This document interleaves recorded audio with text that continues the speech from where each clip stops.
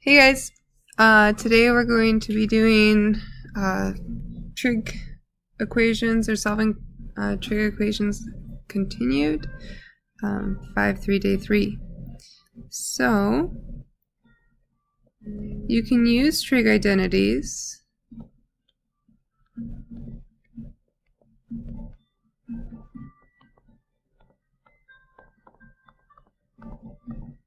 along with algebraic methods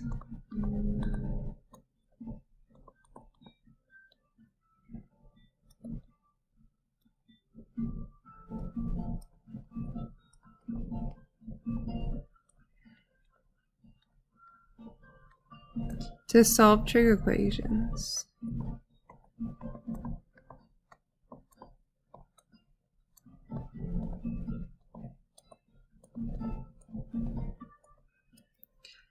So, for example,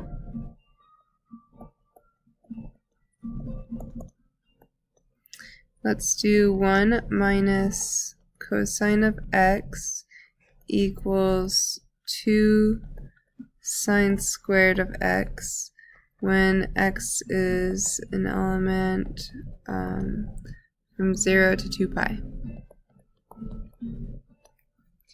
Okay.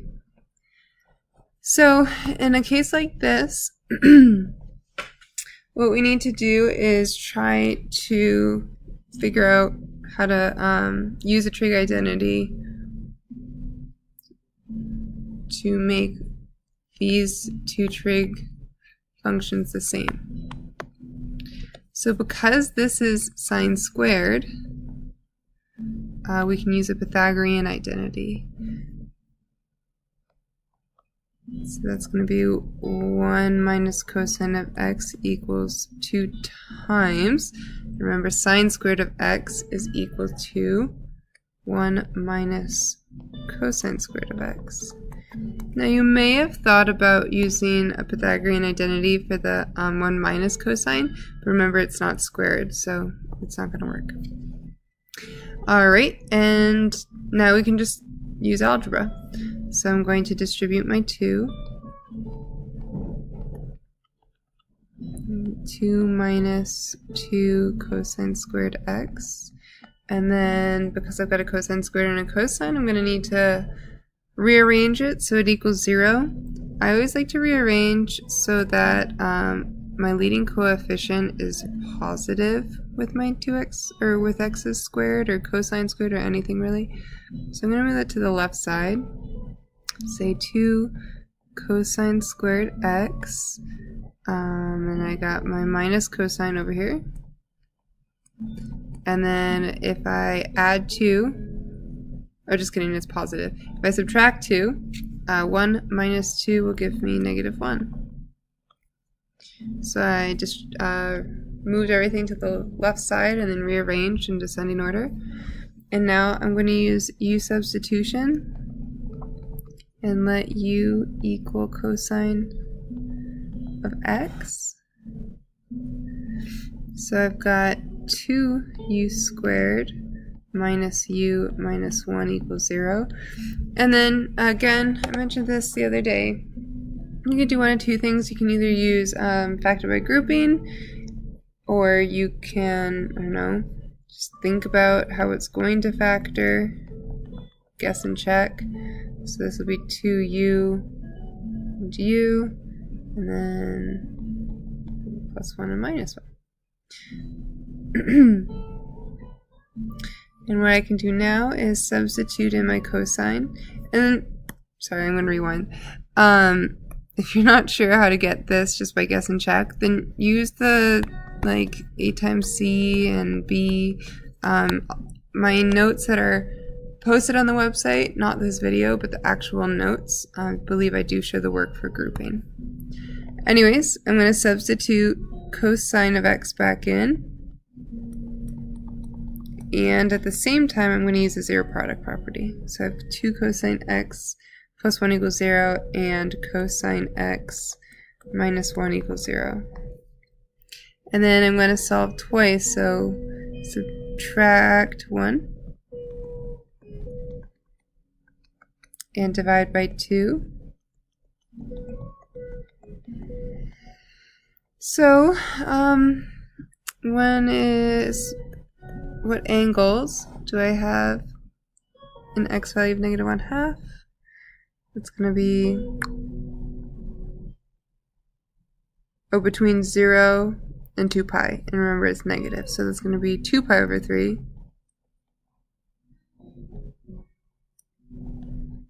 And 4 pi over 3. Now for my other equation, I've got cosine x equals 1. And that's going to be true at 0 pi. And it's positive, so only 0 pi and 2 pi. And then I'm done. So why don't you guys try with your groups?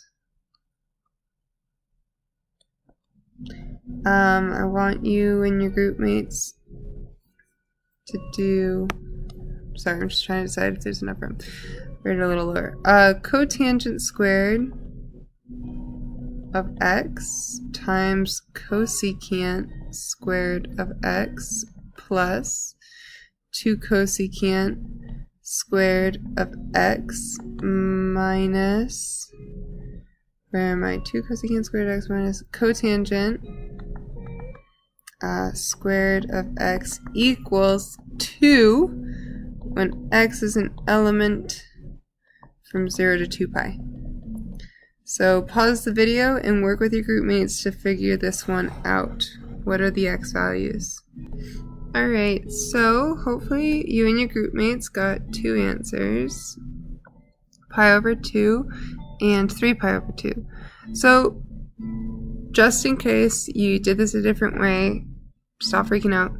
There are multiple ways to do this one. So first of all, I chose to change cotangent to cosecant squared x minus 1. What's interesting about this problem is you could also have changed cosecant squared x to be 1 plus cotangent squared of x. So either way you could have been in terms of cosecant like I was, or cotangent. You should still get the same 2 answers. Just doing it this way, instead of doing the root like I did in this step, I could have done, where is it, cosecant to the 4th x minus 1 equals 0 and factored, and I would have gotten something that's undefined. If you were doing it in terms of cotangent, you would end up with cotangent of x equaling 0 and cotangent of x equaling plus or minus the square root of -2, and this is not true, but cotangent of x is true at pi over 2 and 3 pi over 2. Alright. Moving on. So sometimes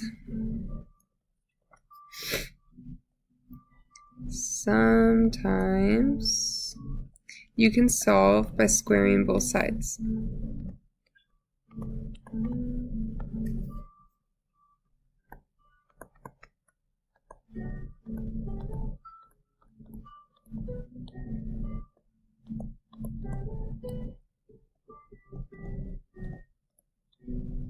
Okay, so this is helpful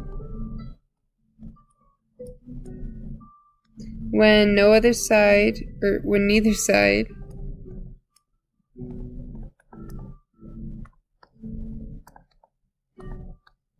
is a Pythagorean identity.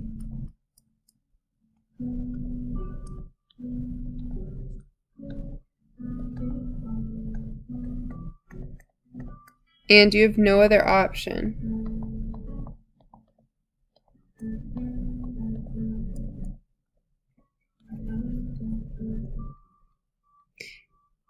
You must get like terms on the same side.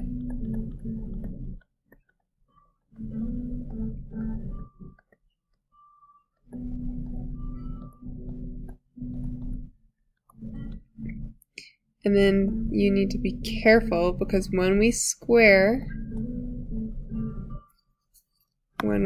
both sides,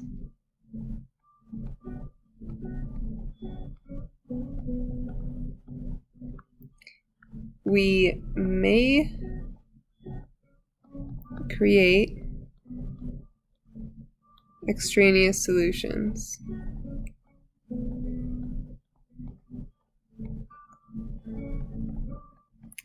Which means, I hope you guys know what it means. It means you must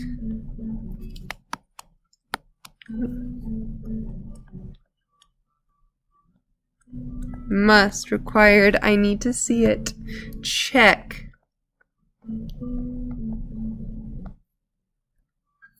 all answers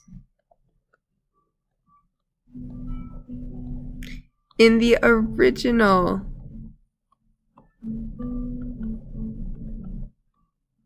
problem. Okay, so let's do an example. Alright, so this is example 2. We're going to do secant of x plus 1 equals tangent of x, and x is going to be an element between 0 and 2 pi. Okay, so nothing to square, there's no Pythagorean identity, I can't move stuff over, I can't factor, whatever. So what we can do is square both sides. And so we get secant of x plus 1 times secant of x plus 1 equals tangent squared of x. Then we can double distribute, so we get secant of x squared, and then it'll be 2 secant of x, and 1 times 1 is 1. Okay, now because we have tangent squared, we can use a Pythagorean identity. So we have secant squared of x plus 2 secant of x plus 1 equals, and tangent squared of x is equal to secant squared of x minus 1. And now we can rearrange and get all our secants on one side. So, oh, they cancel. Nice. And I'm left with 2 secant x. And you know what? I might as well just move my 1 over. Plus 2 equals 0. Oh, that's funny, but I don't need to because I'm just going to move everything back. Okay, so I should have moved it to the right side. Now it's going to equal -2. Divide by 2. And you get -1. So when is secant of x equal to -1? So you need to be thinking, okay, secant is 1 over cosine. So think about your unit circle. You should get that x equals pi. Or does it? So we need to do a check. You have to show this. So secant, I'm using my original. It has to be the original. So secant of pi plus 1 equals tangent of pi, and you need to do more unit circle. So secant of pi, okay, unit circle, what does that equal to? Well, we kind of just did it for the record, but double check, you never know. And then tangent of pi, and -1 plus 1 is 0, so 0 does equal 0. This is true, which means yes, x does equal pi, but there will be problems where it doesn't, so be careful.